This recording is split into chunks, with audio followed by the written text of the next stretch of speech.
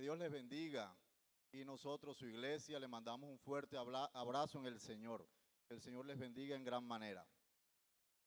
Mis hermanos, nadie es profeta en su propia tierra. ¿Lo ha escuchado? Nadie es profeta en su propia tierra. ¿Qué quiere decir ese dicho? Usted cuando lo ha escuchado o tal vez lo ha usado o algún conocido lo ha dicho cerca de usted, ¿verdad? ¿Qué quiere decir ese dicho?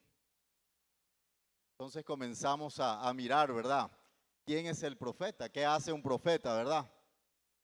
Y un profeta es alguien que goza de cierto reconocimiento, ¿verdad? Porque él está hablando en nombre de Dios y ese profeta está hablando verdad. Por algo es profeta, ¿cierto? Pero cuando tú te encuentras con el resto de la frase que dice, nadie es profeta en su propia tierra, entonces a esa gente en su tierra, a ese profeta, ¿le están creyendo o no le están creyendo? ¿Qué opinan? No le están creyendo, ¿verdad? Y es ahí donde se han visto testimonios, ¿saben? De deportistas, de médicos incluso, que han dicho, bueno, yo progresé en otra parte, en otro país, ¿verdad? Porque aquí no me abrieron las puertas. ¿Usted ha conocido alguna vez, verdad? Por ahí vi un deportista que se fue a otro departamento porque dice que nadie le abrió las puertas. No fue profeta en su tierra. Es decir, nadie creyó en sus capacidades, nadie creyó en que lo podía lograr, en que podría ser una buena representación. ¿Usted sabe que en la Biblia también pasó eso? ¿Sí sabe eso? ¿Sabe quién lo dijo? ¿Quién? Jesús también lo dijo. A Jesús también le pasó. Jesús no fue la excepción. En Jesús muchos no creyeron. A Jesús lo tuvieron al frente y también fue motivo de rechazo. Por eso esa frase es célebre. Por esa frase da origen allí. Entonces, mis hermanos, es bueno entonces cuestionarnos lo siguiente. Es bueno preguntarnos, ¿tú sí estás haciendo esa buena tierra para Jesús? ¿Sí o no? ¿Tú sí permites que Jesús sí sea profeta en tu tierra? ¿Cuántos dicen amén? ¿Estás creyendo en Jesús? ¿Estás creyendo que el poder de Jesús se derrama sobre tu vida? Amén. Y quiero que tenga presente entonces el siguiente planteamiento, mi hermano, mi amigo que nos visita en esta mañana. Creer en Cristo implica reconocer su señorío en nuestra vida. ¿Qué implica creer en Cristo? Lo cual da acceso a su poder inagotable. Amén. ¿Cuántos creen en Cristo? ¿Cuántos reciben de su poder? ¿Cuántos quieren ver más de su poder en su vida? Amén. Y lo voy a repetir para que no lo pierda de vista porque vamos a estar estudiando en esta mañana sobre eso. Creer en Cristo tiene una implicación, ¿sabe? Que es reconocer que Él es mi Señor, que reconocer su señorío en mi vida, que eso me va a dar acceso a su poder inagotable. ¿Su poder cómo es? Inagotable, grande, ilimitado, inescrutable. ¿Dónde dice Jesús esa palabra? ¿De dónde saca Jesús ese refrán? Quiero que vaya conmigo, por favor, al libro que hemos venido estudiando estos domingos, Marcos, capítulo 6, versículos 1 al 6.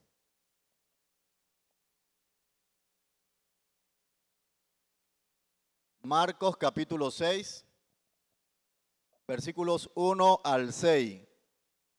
Se puede poner sobre tus pies, por favor. Y lo vamos a leer con voz fuerte todos, iglesia. Todos, con mucha fe y con inteligencia también, queriendo de una vez descubrir por qué Cristo dice esa expresión. ¿Ya estamos todos allí? Amén. Marcos capítulo 6, versículos 1 al 6 y todos por favor que su voz se oiga hasta el cielo. Dice, versículo 1, salió Jesús de allí y vino a su tierra y le seguían sus discípulos. Y llegado el día de reposo, ¿qué pasó? Comenzó a enseñar en la sinagoga y muchos oyéndoles miraban y le decían, primera pregunta, ¿de dónde tiene estas cosas? Segunda pregunta, ¿qué sabiduría es esta que le es dada y estos milagros que por sus manos son hechos? Otra pregunta, ¿no es este hijo de quién? Hermano de José, Judas y de Simón. Última pregunta, ¿no está también aquí con nosotros sus hermanas? Y se escandalizaban de él. Versículo 4, mas Jesús les decía, no hay profeta sin honra, sino en su propia tierra y entre sus parientes y en su casa. Y no pudo hacer allí, ¿qué cosa? Ningún milagro, salvo que sanó a unos pocos enfermos, poniendo sobre ellos su mano. Y estaba asombrado de la incredulidad de ellos y recorría las aldeas de alrededor enseñando. Dios te bendiga, mi hermano, puedes sentarte. El tema que tenemos para esta mañana es Cristo es mi Señor. ¿Para cuántos Cristo es su Señor?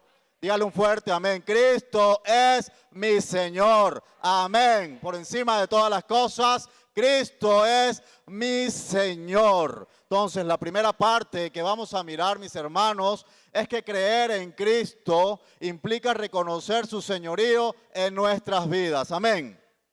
Y muchas veces decimos, ¿verdad? Yo creo en Cristo, yo creo en Jesucristo.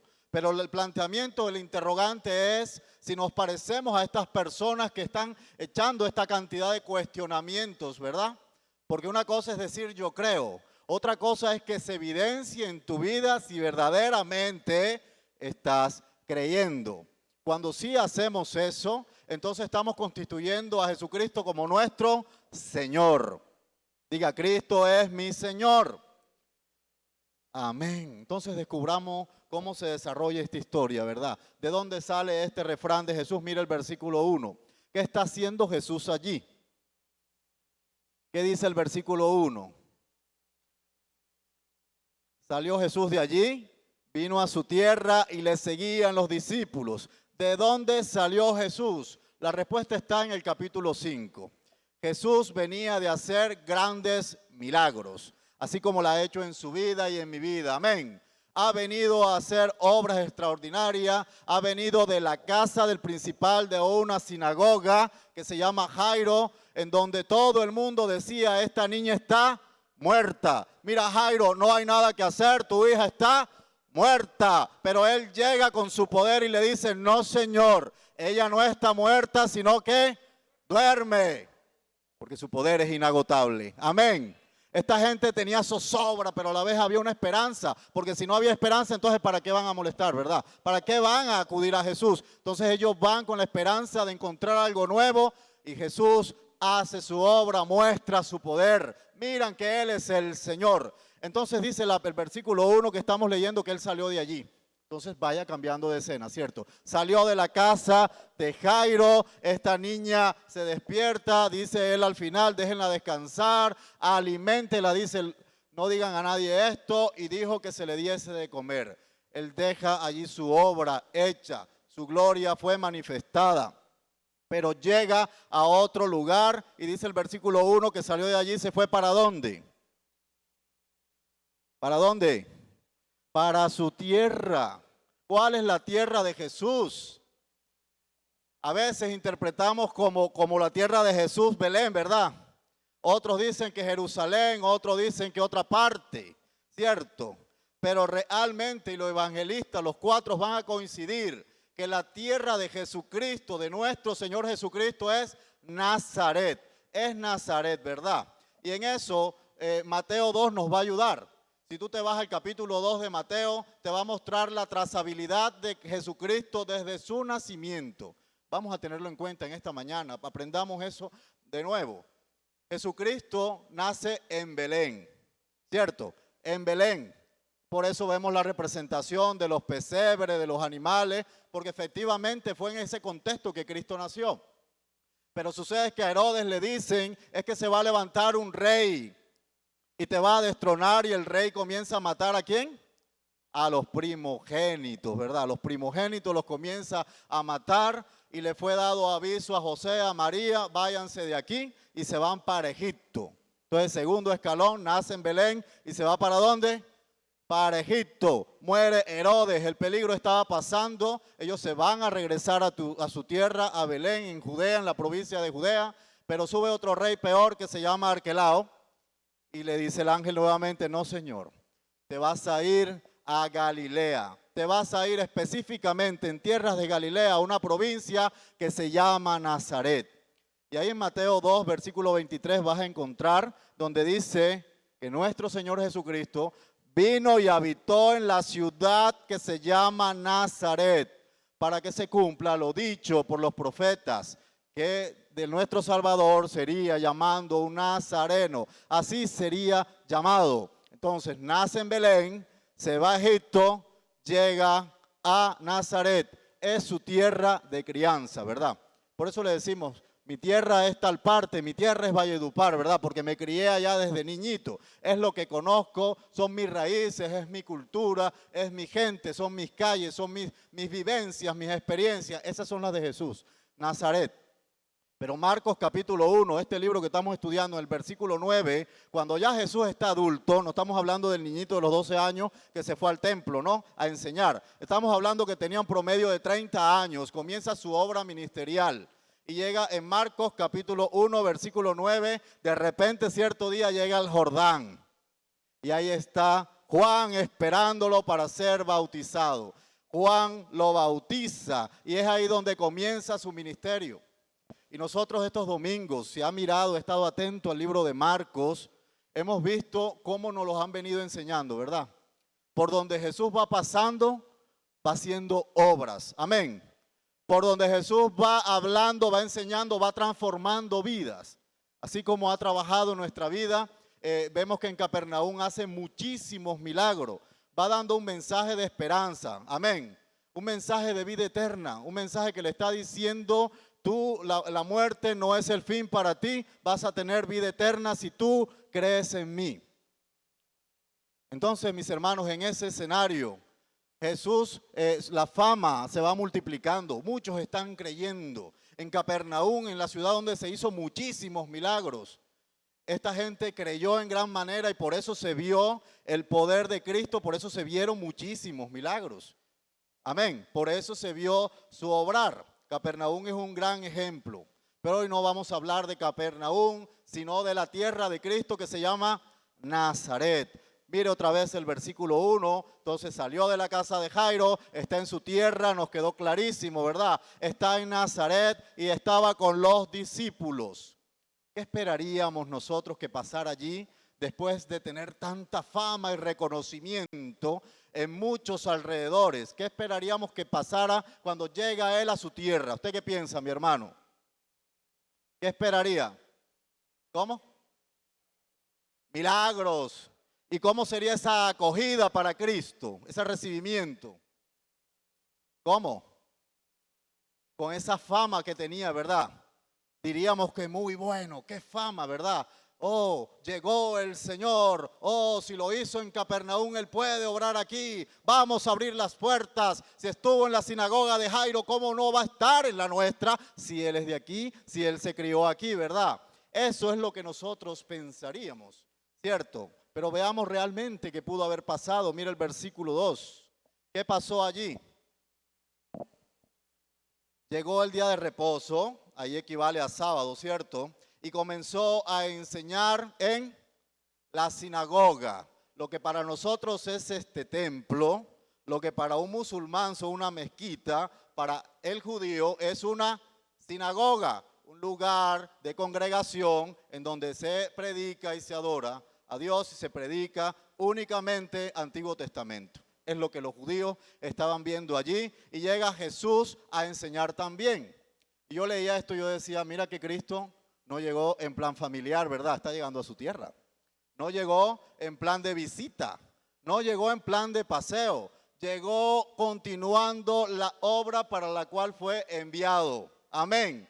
llegó a predicar el año agradable, llegó a establecer el reino, llegó a que mudos hablaran, a que sordos escucharan y que la verdad fuera vista en los corazones, ¿verdad? Y uno diría, wow, chévere, ¿verdad? Llegaste a tu casa. Eso es como que nosotros vivimos acá en Valledupar, pero seguramente muchos de los que estamos acá no somos de aquí de Valledupar.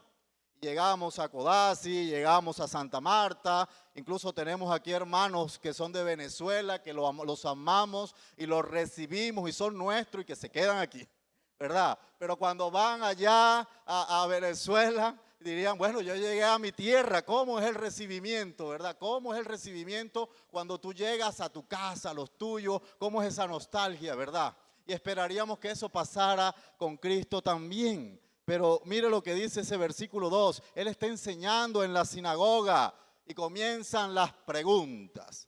Cuestionamientos parte 2. Comienza allí. ¿Qué dice la primera pregunta? ¿De dónde tiene estas cosas? Ellos se admiraban, decía, oyéndole se admiraban y decían. Y uno lee esa frase así suelta, se admiraban. Y lo que podíamos entonces entender, mira. O sea que sí fue bien recibido, ¿verdad? Sí se admiraron, se asombraron, estaban ellos encantados con tan majestuosa visita, pero déjeme decirle que fue todo lo contrario. Esa palabra admirada lo que traduce es que ellos estaban asombrados, estaban molestos, ellos estaban en una actitud de rechazo, ellos estaban con una actitud grandísima de incredulidad, porque ¿cómo así que este señor se atreve a decir aquí en la sinagoga donde hay muchos rabinos, muchos judíos, muchos maestros, muchos fariseos y escribas, comienza a decir tales cosas, comienzan a rechazarlo?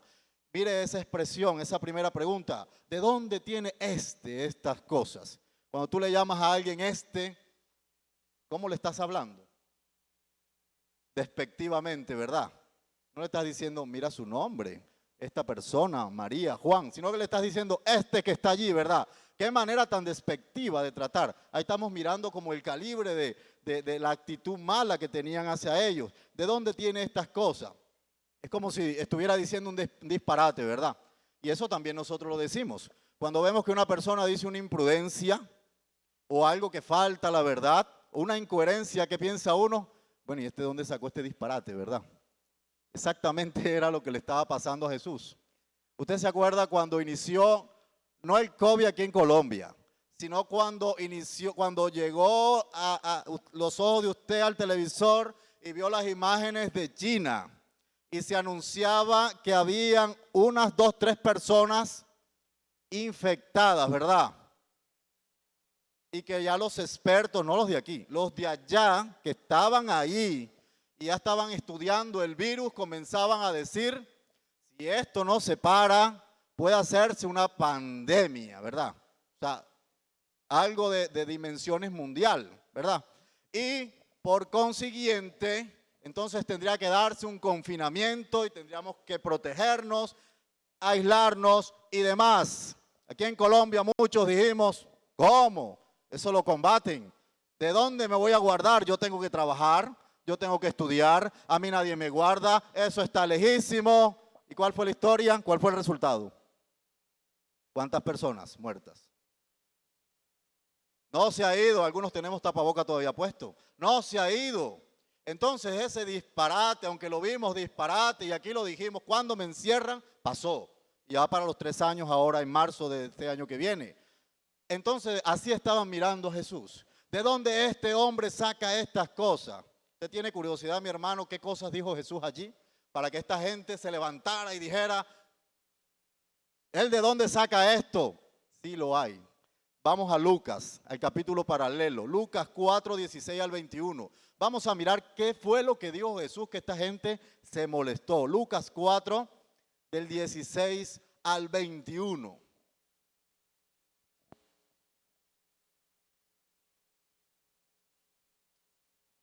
Dice, vino a Nazaret, donde se había criado, y en el día de reposo entró a la sinagoga conforme a su costumbre y se levantó a leer. Y Lucas lo está diciendo lo mismo que leímos, pero desde su perspectiva, ¿cierto? Y se le dio el libro del profeta Isaías. Y habiendo abierto el libro, halló el lugar donde estaba escrito. ¿Qué estaba escrito allí? El Espíritu del Señor está sobre mí, por cuanto me ha ungido para dar buenas nuevas a los pobres. Me ha enviado a sanar a los quebrantados de corazón, a pregonar libertad a los cautivos. ¿Qué más? Vista a los ciegos, a poner en libertad a los oprimidos y a predicar el año agradable del Señor. Y mire lo que pasa en el segundo versículo. Dice, y enrollando el libro, se lo dio al ministro, se sentó. Y los ojos de todos en la sinagoga estaban fijos sobre él. Y él comenzó a decirles, ¿qué cosa? Hoy se ha cumplido esta escritura delante de vosotros. En otras palabras, ese del que está hablando Isaías, y usted lo encuentra en Isaías 61, la palabra completa. Isaías 61 está lo que está escrito acá. Ellos no tenían la Biblia así impresa y dividida por capítulos y versículos, pero sí la tenían en rollos. Pero es la misma palabra. Ese del que está diciendo de que vino a predicar el año agradable, de que vino a transformar vida, de que vino a sanar, a dar vista a los ciegos, a los cojos y a predicar el año agradable, soy yo. Está diciendo Jesucristo. Está diciendo, lo tienen enfrente de ustedes. La persona, el ministro estaba al lado, le da el rollo, inmediatamente dice, de mí es que se está hablando allí. Entendemos el escándalo de los judíos. Ellos que son absolutamente celosos con lo que se predica, ¿verdad? Con lo que se enseña cada sábado, día de reposo. Y de repente esta persona se para y le dice, yo soy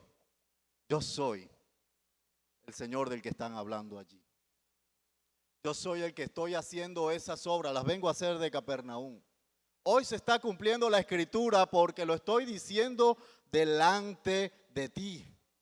Y nosotros, mis hermanos, vamos a mirar que el Antiguo Testamento viene hablando de Cristo de muchas maneras. Amén. No menciona el nombre de Jesucristo, pues porque lógicamente no había nacido, pero ya existía porque Él es Dios mismo. Amén. En Isaías 53, por ejemplo, ¿de quién se habla? De Cristo, del sacrificio de Cristo, ¿verdad? De la crucifixión, de sus dolores, de cómo llevó nuestras dolencias para ser todos sanos. Dice, el castigo de nuestra paz fue sobre Él. Ellos cuando leen eso entienden otro tipo de cosas, otras cosas. Entonces Jesús les está diciendo, de mí está hablando lo que en este rollo ustedes vinieron a aprender. Y tenga este principio en cuenta, mi hermano. La barrera de la incredulidad da origen al cuestionamiento. Porque estos son cuestionamientos, ¿verdad? Estas preguntas son de cuestionamiento. Da origen a la ceguera y da origen a la necedad. Cada vez que usted se levanta con esa ceguera, con esos cuestionamientos. Cada vez que usted no permite o no cree en lo que el Señor está haciendo, entonces se está poniendo así, está cuestionando. Y nosotros podríamos decir, pero ¿yo en qué momento he cuestionado al Señor? No necesariamente es que lo digamos. En la actitud lo estamos diciendo. Ahora, ¿qué dice la palabra del Señor con respecto al mismo en el Nuevo Testamento? ¿Qué dijo Jesús mientras caminaba con respecto a lo que la palabra revelaba de Él? Isaías lo está diciendo. Tú vas a predicar el año agradable.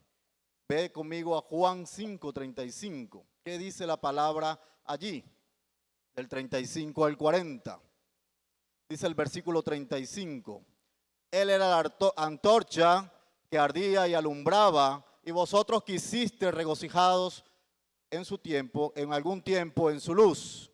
Mas yo tengo mayor testimonio que el de Juan, porque las obras que el Padre me dio para que se cumpliese, las mismas obras que yo hago, dan testimonio de mí, que el Padre me ha enviado.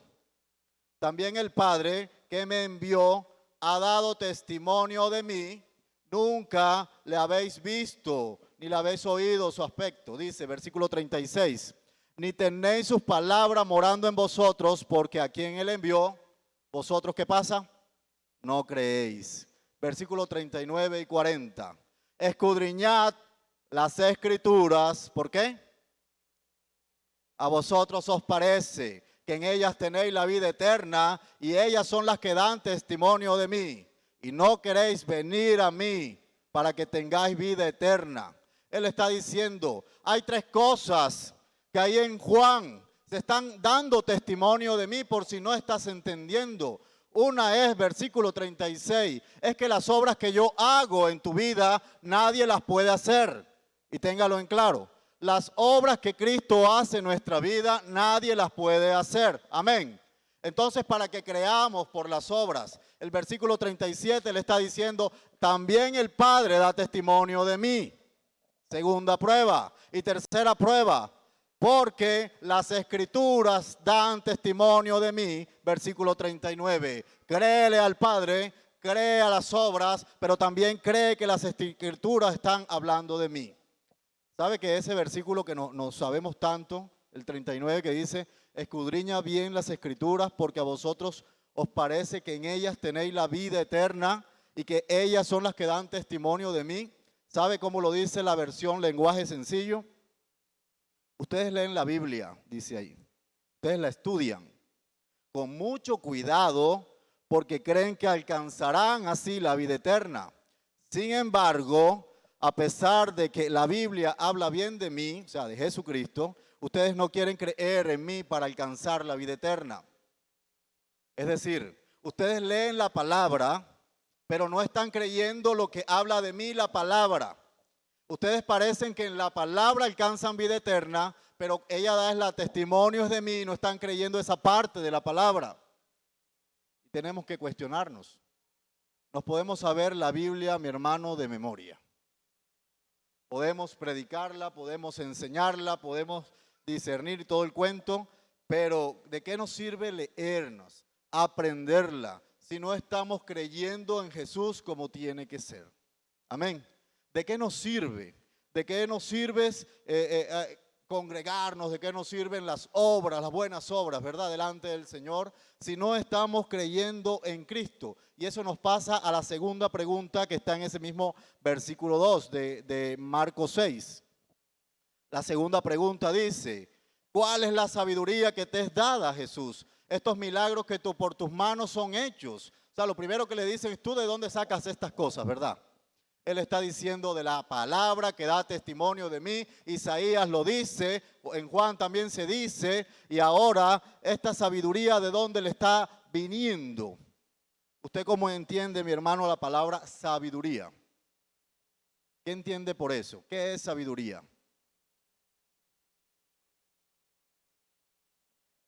Conocimiento, experiencia. Yo la encontré como definida de esta manera. Como aquel conocimiento que te hace discernir, hablar, actuar y vivir correctamente. Y a la pregunta de ellos donde le dicen, ¿qué sabiduría les dada esta? El mismo Isaías la responde, el Espíritu de Dios vino sobre mí. Entonces fue el Espíritu Santo el que le dio el poder, amén, y le dio la sabiduría para discernir las cosas. Y no es cualquier sabiduría, mi hermano. Miren, los milagros son una prueba irrefutable de que Dios está obrando en medio de nosotros, amén. De que Dios restaura, de que Cristo puede hacer esa obra poderosa de restauración para todo aquel que le reconoce como Señor. Amén. Y todo aquel que cree en Él. Pero cuando hablamos de la sabiduría humana, vemos al médico que hablamos ahorita, vemos al abogado, vemos al ingeniero. Esos tienen un gran conocimiento, una gran sabiduría. Pero esa no es la que se está refiriendo aquí. La sabiduría de Cristo es la sabiduría de Dios, amén. Es una sabiduría divina que únicamente le pertenece a Él. Es un Dios que todo lo sabe, que todo lo conoce, y es una sabiduría, dice Isaías 55, que sus pensamientos son más altos, ¿verdad?, que nuestros pensamientos. No los podemos entender, no podemos escrutar a ese Dios inescrutable. Y ahí Él está ratificando las cosas, ¿verdad? Lo que está diciendo. En Juan 15, cuando está hablando con los discípulos, le dice, mira, sabes una cosa, yo no te voy a llamar a ti más siervo, porque los siervos no conocen las cosas que hace su Señor. Te voy a llamar amigo porque todo lo que escuché de mi Padre te lo he dado a conocer a ti. O sea que Él sabe las cosas que su Padre le ha dicho, ¿verdad? Eso es sabiduría. Entonces ellos están diciendo, ¿de dónde viene la sabiduría? Viene de Dios. Amén. Viene de Dios, viene de Dios. Pero seguía ese comportamiento hostil, mis hermanos. Ahí en esa sinagoga solamente fue que Cristo leyera eso, leyera ese pasaje donde Él decía, de mí es que se está hablando allí. Y eso da origen al versículo 3, a esa pregunta. Mire lo que está diciendo ahí. ¿No es este el carpintero, hijo de quién? De María, hermano de quiénes? Jacobo, José, Judas y de Simón. ¿No están también aquí con nosotros sus hermanas? Y se escandalizaban de él. El oficio de carpintero, mis hermanos, así como en estos tiempos, en ese tiempo también era abundante, muy común. O sea, tú podías pasar en ese contexto judío, en esas tierras, y encontrabas a muchas familias dependiendo de esa economía. Hoy también es así. El asunto es que en ese entonces el oficio de carpintero yo los veía algo como un oficio de personas de clase baja, ¿sí? No tenían esa calidad de vida alta, esos grandes ingresos, y esta gente usa ese término, este no es el carpintero, como para darle como fuerza al desprecio que tenían. ¿Cómo así? Que este hombre que se promulga como Señor y Salvador era un carpintero, ¿no? Viene de una familia de carpinteros. Entonces eso es lo que está dando a entender ahí el sarcasmo con que le dicen a Jesús, mira, no estamos creyendo nada de lo que nos dice. Tú eres un, ¿qué? Carpintero. Y aparte de eso, ¿acaso tú no eres hijo de José, de María? ¿Acaso tus hermanos que están allí los nombres y tus hermanas, nosotros no las vimos crecer? ¿Acaso ellas no se criaron acá con nosotros?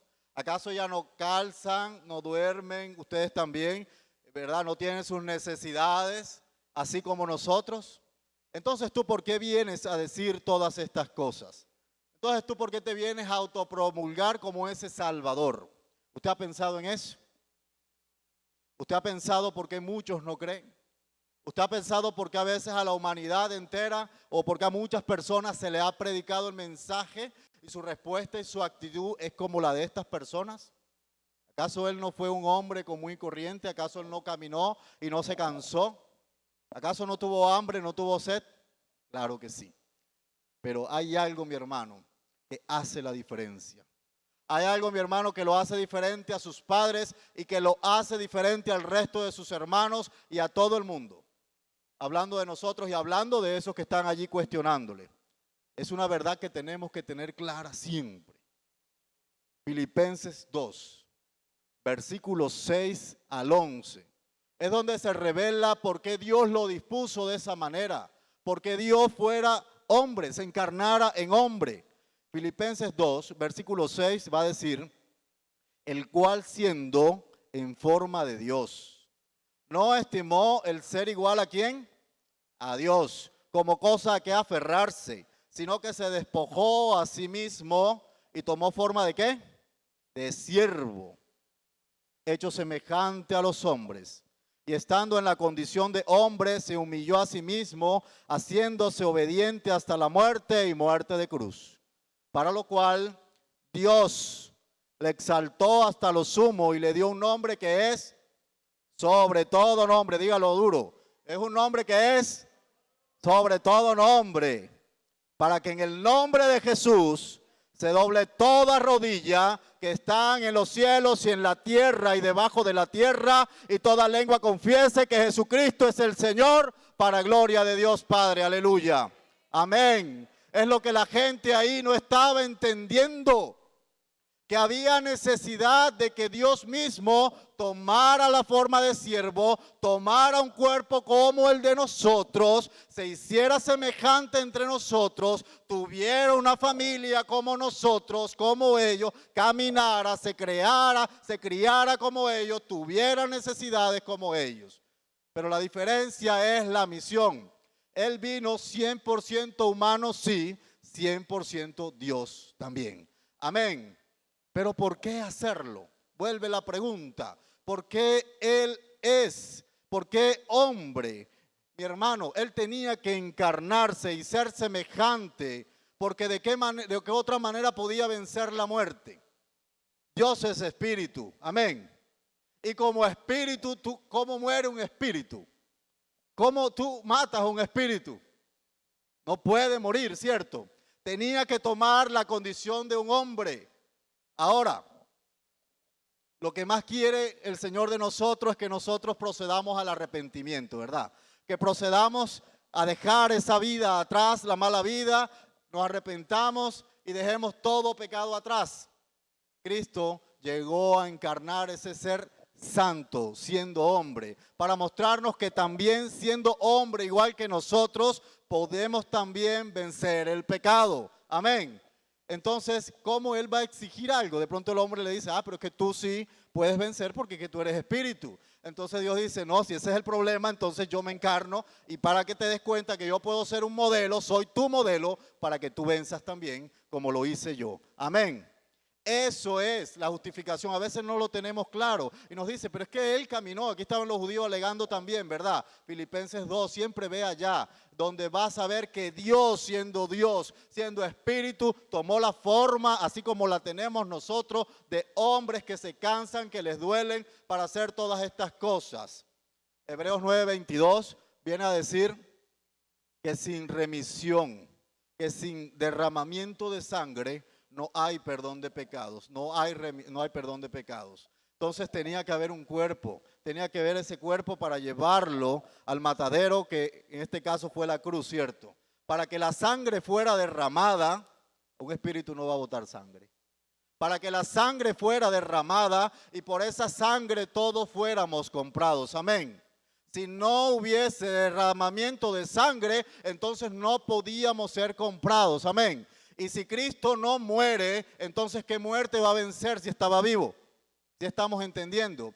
Él tenía que morir para resucitar y al resucitar aplastar la muerte. Amén. Para que a todos los que creamos en Cristo resucitemos juntamente con Él. Amén. Pero ¿sabe qué pasó? Ellos esperaban, era un Mesías nacionalista. Ellos esperaban, ya usted ve a un Napoleón Bonaparte con una espada. Ellos esperaban de pronto a ese Salvador que tirara rayos o que solamente hablara, que llegara un opositor y se los llevara a todos por delante. Pero vemos que el plan de Dios era diferente, ¿verdad? Un plan de perdón, un plan de sacrificio, un plan de reconciliación, un plan donde dice, porque de tal manera yo te amo a ti, que voy a dar a mi hijo. Amén. Ellos no entendían, su cosmovisión era la de una persona guerrera. Porque ellos lo que habían leído es que Dios le promete a David en cierto tiempo, el rey David le dice, mira, de ti, de tus entrañas va a nacer un rey cuyo reinado no va a tener fin. Entonces ellos pensaban, era en la figura de un rey, y cómo así que este nazareno va a llegar de repente a decir que lo que está hablando Isaías es él. ¿Pasa eso en tu corazón? ¿Crees como estos judíos? ¿Crees que Jesucristo no fue aquel? ¿O crees que Jesucristo murió por ti y por mí? Amén. Cristo lo hizo por nosotros. Cristo lo hizo por nosotros. Amén. Hay esos dos modelos.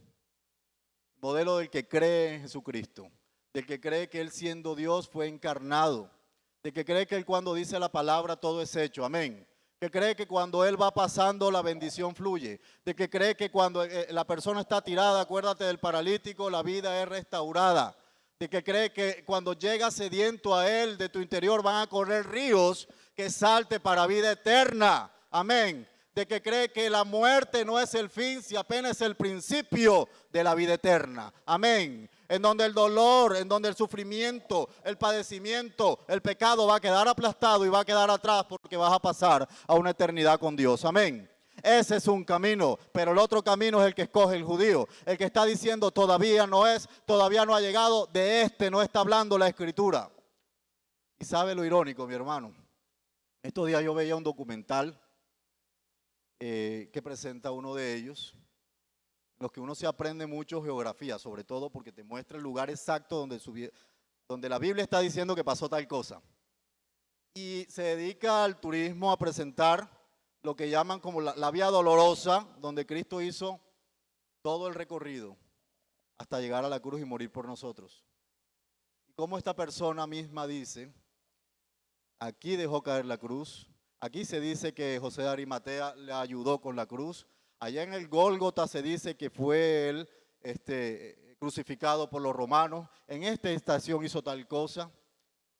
¿Cómo es posible que diga eso? Y después dice, con el respeto de los hermanos cristianos, yo no creo eso, porque él no es. Sí es un profeta, pero no es.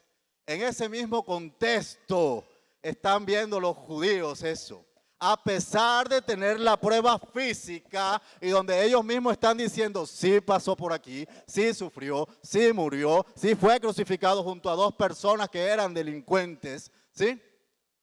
Ese no es el que nosotros esperamos. En Jerusalén, en la ciudad antigua, porque ya creció, se dice que hay 9 puertas. Sí es verdad, porque ahí están.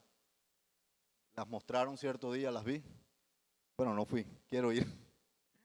Y hay una puerta que está cerrada, que le llaman la puerta de la misericordia. La mandó a cerrar un sultán, que es árabe, ese ya no es judío, ese es musulmán, porque él dice que por ahí no va a pasar ni el Jesús de los cristianos, ni el Jesús que están esperando por primera vez que llegue, porque para el judío no ha llegado todavía, y que por ahí lo que va a pasar es Mahoma. Lo que no sabe él, y la mandó a cerrar, incluso mandó a poner un cementerio allí, porque dice que como es santo no puede pasar por ahí por encima del cementerio. Y lo que no sabe él es que Zacarías 9:9 ya dijo que él entró en un asno, que ya nuestro Salvador entró, ya dijimos Hosana en la altura. Amén. Y lo que no sabe él es que él ahora va a venir por segunda vez en una nube con gran poder, con gran potencia por su iglesia. Amén. Entonces, todavía está esa cultura. Hay que mirar entonces cómo estamos creyendo en Cristo. Estamos creyendo al estilo de estas personas que a pesar de que te digan, te muestren, ¿sí?, con pruebas irrefutables, sigue desconociendo al Señor como tu Señor. O solamente al ver la palabra, o al ser predicada la palabra, o al decirte Cristo te ama y murió por tus pecados, tu corazón es sensible y crees en Él. Amén. Hay que cuestionarse, hay que cuestionarse. Creer en Cristo, mis hermanos, ¿sabe qué también pasa? Nos da acceso a su poder inagotable. ¿Cómo es el poder de Cristo? Inagotable. Mire la respuesta de Jesús. Jesús cayó entre tanta pregunta, pero ya después reacciona, versículo 4. Mira la respuesta. Mas Jesús, ¿qué le decía? No hay profeta sin honra, sino, ¿dónde? En su propia tierra, entre sus parientes y entre su casa. Ahí le está diciendo, vengo de Capernaum de hacer muchos milagros. Vengo de Capernaum de predicar la palabra y muchísimos creyeron. Pero vengo a mi casa y ¿qué está pasando? No crees, me rechazas, pones barreras. Cuando pones barrera delante de la palabra, cuando pones barrera delante de Cristo, no permites que el poder de Cristo se refleje en tu vida. Así es, toda barrera es incredulidad.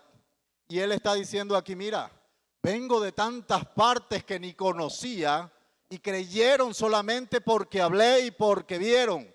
Pero esta gente ya viene conociendo mi fama, le estoy dando cumplimiento a lo que Isaías está diciendo y aún no está creyendo, sino que más bien están cuestionándome. Y sabe que Marcos es un poco suave cuando está mencionando esta historia. Sabe que los evangelios lo hablan lo mismo en diferentes perspectivas. Porque si tú lees Juan, la historia no termina allí porque dice que a él después de pronunciar estas palabras y él decir este refrán, se lo llevan casi a un despeñadero a levantarlo a piedra. A Jesús. A tirarle piedra, porque todo blasfemia contra Dios es castigada con piedras. Entonces, él está diciendo ahí ese refrán. No hay profeta ahí en su propia tierra, Nazaret. Nazaret. Y hablando un poquito de Nazaret, mis hermanos, era una tierra que no tenía buena reputación, no tenía una buena fama. Ellos parece que estaban como prevenidos o parece que sus corazones estaban tan cerrados, ¿saben? En los tiempos de Palestina habían 3 regiones grandes. ¿Usted ha escuchado Samaria? Sí, ¿verdad? Esa es una. ¿Ha escuchado Judea? Esa es otra. Y Galilea es otra. Bueno, Galilea, ya usted vio como el departamento del Cesar o la región norte del país, estaba compuesta más o menos por unas 63 ciudades. Una era Nazaret, pero ellos a Nazaret, y culturalmente Nazaret no era bien vista, tenía como mala reputación, ni siquiera los profetas en el Antiguo Testamento la mencionan, no mencionan a Nazaret. Usted sabe lo que le dijo Felipe a Natanael cuando un día con esa felicidad le dice y lleva a Jesús de la mano y le dice, mira, he hallado el verdadero, he hallado del que está hablando Moisés en las Escrituras. Eso está en Juan 1, 45 y 46. Felipe le dice a Natanael, hemos hallado aquel de quien escribió Moisés en la ley, así como los profetas, a Jesús, el hijo de José de Nazaret. ¿Usted sabe qué le responde Natanael? ¿Cómo así? ¿Acaso de Nazaret puede salir algo bueno? Ahí está. Juan 1, 45 y 46. ¿Acaso de Nazaret puede salir algo bueno? Eso nos da a entender qué pensaba la gente en ese tiempo de Nazaret, ¿verdad? Eso no puede salir ahí nada, algo bueno. Pero sucede que ya cuando Natanael está frente a Jesús, viene él y le dice, yo te conocí allá en esas ramas. Y Natanael le dice, tú eres el Hijo de Dios, el Hijo del Rey de Israel. Por lo menos creyó, ¿verdad? Por lo menos vio el poder de Jesucristo y creyó. Pero esta gente estaba incrédula allí. Nazaret con mala fama, sí. Menospreciaba culturalmente, sí. Mira cómo Natanael se refiere a él. Pero hay otro principio que extraemos allí, mis hermanos. Es que Dios de lo vil y de lo menospreciado saca lo hermoso. Amén. Saca lo hermoso. Yo pensaba un poquito en cómo Dios va trabajando, ¿verdad? ¿Usted se acuerda de David? ¿Usted se acuerda cuando Samuel va a buscar a David a su casa para ungirle como rey? ¿Están todos los hermanos ahí? Y el papá le dice, no, aquí están todos. Y viene Samuel le dice, no señor, falta uno, falta el menor. No, ese no importa. Claro que importa porque es que ese es el que va a ser rey. Ese es el que importa. Lo vil y de lo menospreciado, Dios saca algo bueno. Nuestros patriarcas vienen todos de vientres infértiles. Y una mujer en ese tiempo, cuando era infértil, le decían que estaba maldita, ¿verdad? Que no gozaba de la gracia de Dios, del favor de Dios. Y de ahí es donde viene esta generación grande y la promesa y el pueblo de Dios. Nosotros también estábamos en lo vil, mis hermanos. Y Dios está haciendo cosas maravillosas en nuestra vida. Amén. Dice la palabra en las cartas de Pablo, acordaos de tu vida, ¿verdad? En tiempos antiguos, ¿cómo eras, verdad? ¿Cómo eras vuelto al pecado? ¿Cómo era tu vida pasada? ¿Cómo estabas en los deleites de la carne, de las pasiones? Pero ahora tu vida en Cristo es diferente. Ahora Dios de lo vil y menospreciado ha sacado algo precioso de nosotros. Y de Nazaret, que también era vil y menospreciado, Dios ha sacado algo grande. Amén. Ha sacado a nuestro Salvador. Ha sacado a nuestro Salvador. Ahí está entonces la gente diciéndole,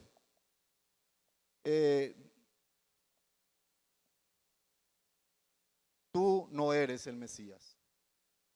Tú eres familia de esta gente. Tú no eres. Él le responde, es que no hay profeta en su propia tierra, ¿verdad? Es que no me vas a creer, no me estás creyendo. ¿Y sabe cuál es el resultado de eso? Versículo 5. ¿Sabe qué pasó con el poder de Dios allí, con el poder del Señor? ¿Qué dice el versículo 5? Y no pudo hacer allí ningún milagro, salvo que sanó a unos pocos enfermos poniendo sobre ellos las manos.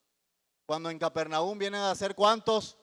Muchísimos milagros, ¿verdad? Aquí dice que no pudo hacer milagros por la incredulidad.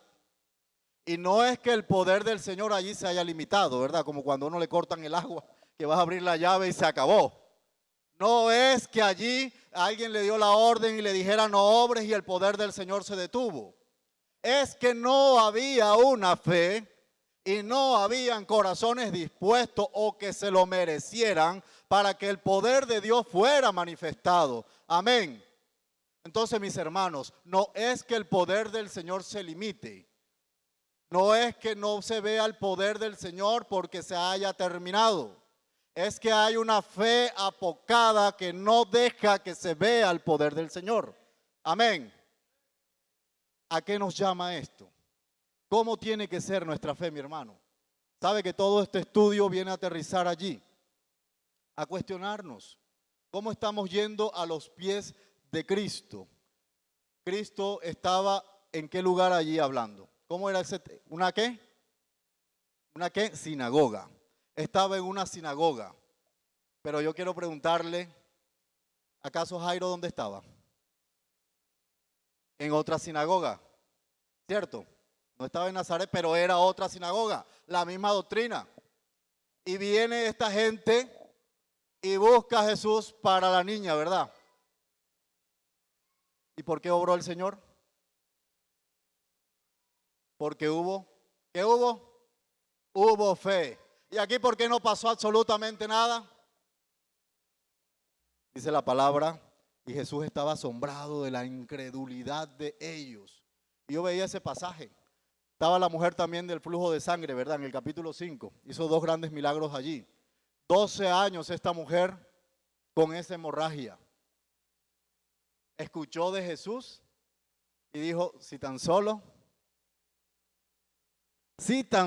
tocar el borde de su manto, entonces voy a ser sana. Porque en lo que 12 años no tuve respuesta. En lo que mis recursos con tanto médico y tanta plata que tenía y la gasté no pude hacer nada, el Señor en un instante lo puede hacer. Amén. El Señor en un instante lo puede hacer.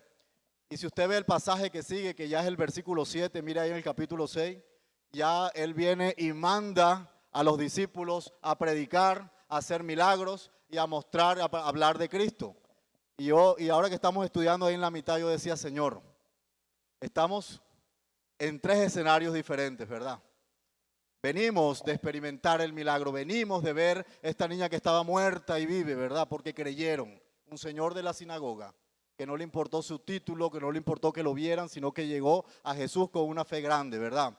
Ahora pasamos en tierra de Nazaret, en tierra de gente incrédula, de gente que le dijo que no a Jesús, de gente que puso los prejuicios primero, de gente que le dijo, es que tú eres tan hombre y tan humano y tan, errante y tan peligroso y tan pecador como nosotros, ¿verdad?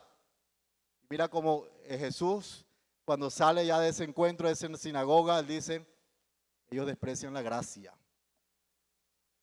ellos desprecian el poder, ellos no creyeron, pero llama a los discípulos y les dice, porque ellos estaban allí, ¿cierto? Llama a los discípulos y les dice, predícalo al mundo, predícalo donde sí van a creer. El que se lo pierde son ellos. ¿Sabe que eso podemos ser nosotros? Cuando nos arrodillamos y cuando buscamos toda solución posible y en última alternativa ponemos a Cristo. ¿Sabe que ese podemos ser nosotros cuando acudimos a muchas cosas y no ponemos al Señor en primer lugar? Cuando decimos yo soy cristiano, yo soy creyente, pero el estilo de vida y la fe no es la necesaria para modelar a un creyente ejemplar. Amén. ¿Cómo está nuestra fe, mis hermanos, en esta mañana? ¿Será que nuestro corazón es un Nazaret o un Capernaum? ¿Será que somos como el de la sinagoga de Jairo que creyó y no le importó que le dijeran, mira, pero tú eres el principal de acá, ¿cómo vas a buscar a este nazareno? ¿O será que eres como los de la sinagoga de Nazaret, que les importó más el perjuicio y no obró la gracia de Dios? Mi hermano, la gracia de Dios, el poder de Dios es inagotable. ¿Cuántos lo creen? Es inagotable. Lo que tenemos que revisar es cómo está, ¿qué cosa? Nuestra fe. Cómo estamos creyendo. Y voy a leerles por última vez versículos 5 y 6 de ese capítulo 6 que leímos. Dice, y no pudo hacer allí ningún milagro. Léalo ahí despacio, póngale todo el sentir, la inteligencia, pregúntese por qué pasó eso. Y no pudo hacer allí ningún milagro, salvo que sanó a unos pocos enfermos, poniendo sobre ellos las manos. Él también se asombró y estaba asombrado de la incredulidad de ellos, y recorría las aldeas de alrededor y estaba enseñando. Ponte sobre tus pies, iglesia. Es tiempo de creer, es tiempo de clamar. Amén. Vamos a pedirle al Señor que nos regale mucha fe, que nos ayude a creer, que vamos a ver su poder, que nos ayude a confiar en Él en cualquier adversidad. Yo no sé, mi hermano, cuál es la situación que puede estar usted atravesando, cuál es la petición que le ha traído al Señor, por qué motivos viene acá, pero la palabra creo que fue bastante clara, ¿verdad? O eres de aquellos que estás a la expectativa de Dios, estás a la expectativa de lo que Jesús puede hacer en tu vida, o eres de aquellos que le rechazas y estás como esa vida desierta que no experimenta su bendición y los milagros de Él. Vamos a decirle, Señor, gracias por esta palabra, Señor. Haga su oración allí, mi hermano. No se constituya como ese judío que no hablaba, que más bien rechazó. Usted hable. Que sus labios se desborden en oración en esta mañana. Nadie se lo puede impedir. Dígale al Espíritu, ayúdame a hablar. Dígale gracias, Señor. Gracias, Jesús. Gracias te damos, Jesús. Aquí está tu iglesia, amado Jesús. Aquí estamos creyendo. Aquí estamos, Dios mío, diciéndote gracias. Gracias porque hoy nos exhortaste. Hoy nos llamaste la atención, Señor. Hoy tu palabra, Dios mío, nos ayudó, Dios mío, a mirar en qué terreno estamos. O somos como los de Nazaret que no creyeron. O somos, Dios mío, como los de Capernaum. O los de la otra sinagoga que sí creyeron. Oh, Dios mío. Hoy, amado Jesús, te pedimos perdón. Dígaselo al Señor. Perdóname, Señor. Cuando no he creído. Cuando no te he buscado a ti en primer lugar. Cuando no te he constituido como mi Señor. Como mi suficiente Salvador. Cuando no he creído que es así. Porque más que hacer una oración de fe, Señor, es creer, Dios Todopoderoso, de que tú eres mi Señor, de que de ti está hablando la Escritura. Y dígale, mi hermano, yo sí creo que de ti habla toda la Escritura. Yo sí creo que tú viniste para salvarme. Dígaselo, qué bueno es renovar ese voto con el Señor. Yo sí creo de que tú moriste por mí en la cruz, dígaselo. Yo sí creo de que tú me rescataste de la vida vieja. Yo sí creo que tú me rescataste del pecado. Yo sí creo que tú de mi vida vil y menospreciada hiciste algo hermoso. Yo sí creo en las segundas y nuevas oportunidades en ti. Yo sí creo que hay un propósito, Dios mío, que aún no lo puedo entender, pero ya tú lo escribiste y ese propósito tiene mi nombre. Yo sí creo, Jesucristo, que me amas. Dígaselo al Señor. Señor, tú me amas. Tú me amas, Señor. Dígale, perdona cuando te he despreciado. Perdona cuando te he menospreciado. Perdóname, Padre, cuando he sido como esas personas que se conocen toda la palabra, pero se comportan como ese necio sin entendimiento. Perdóname, Padre. Pero hoy en esta mañana, Señor, queremos decirte que queremos ver tu gloria, Señor. Que queremos ver tu poder, que creemos en lo que estás haciendo. Esta gente, por más que tú le quisiste dar a entender, de muchas maneras no te creyeron y se fue. Y esa vida quedó allí y Nazaret no fue glorificada y no mostraste tus milagros porque no creyeron. Pero aquí hay una iglesia que en esta mañana se levanta en adoración a ti, te dice, Señor, yo te creo, yo te creo, yo te creo, yo te creo, yo sí te creo. ¿Qué tal si en esta mañana usted le expresa al Señor qué cargas tiene? ¿Qué luchas tiene? Abre tus labios.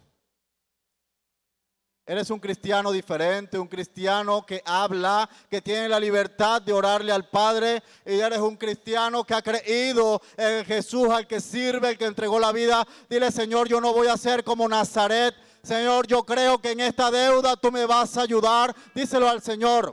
Yo creo que en esta puerta cerrada de empleo tú la vas a abrir. Señor, Dios mío, esos milagros que no mostraste allá, a mí sí me los vas a mostrar. Ayúdame, Señor. Yo creo que aquí en este vacío, Señor, tú puedes llenarme de ti, Señor. Mi Dios, pues, suplirá todo lo que os falta conforme a las riquezas en Cristo Jesús. ¿Cuál es tu condición, mi hermano? ¿De qué adoleces? ¿Qué hace falta? Dile, Señor, lléname, lléname, lléname. Dame un corazón que te crea. Oh, Dios mío, que aunque todo lo vea perdido, Señor amado, esté confiado en tu obrar, en tus milagros, en tus obras, Señor amado. Tú llegaste dispuesto a Nazaret a hacer obras y hoy te recibimos con los brazos abiertos y te decimos, ven, Padre, a nuestra vida y haz esas obras, haz esas obras, haz esas obras.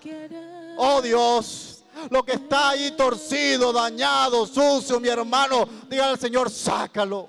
Sácalo, despójate de eso, despójate del vicio, despójate de los malos pensamientos, despójate del pecado oculto, despójate de la frustración, despójate de esa derrota, despójate, oh Dios, ayúdanos, Padre.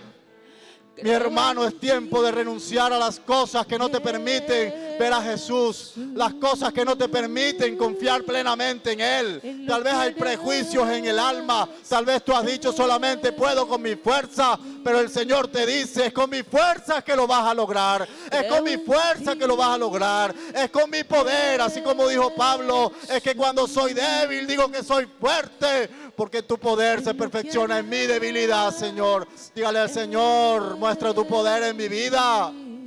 Preséntale tu casa, mi hermano. Dile, ahí está mi familia. Piensa en tu casa.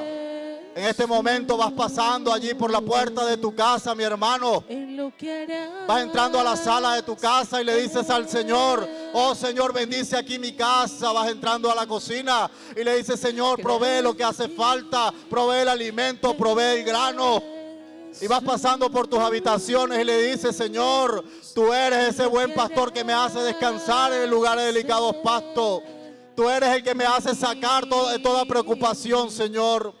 Aquello que me quita el sueño, Señor amado. Tú eres, Dios mío, el oportuno, Señor amado, el que quita todo estrés, todo cansancio, Señor. Yo creo en lo que tú estás haciendo, Señor. Hoy no somos como Nazaret, dígaselo. Yo no soy como Nazaret. Yo creo en ti, Señor amado. Yo creo que esas oraciones que te he hecho en algún momento van a tener respuesta.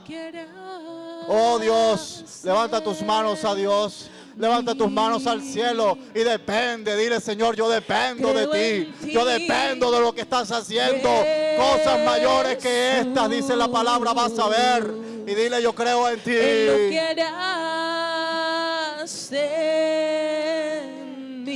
Dile, yo creo en ti, Jesús. Creo en ti. Díselo con tu corazón, con todas tus fuerzas. Una y otra vez. En lo que harás. Yo creo en ti, Señor.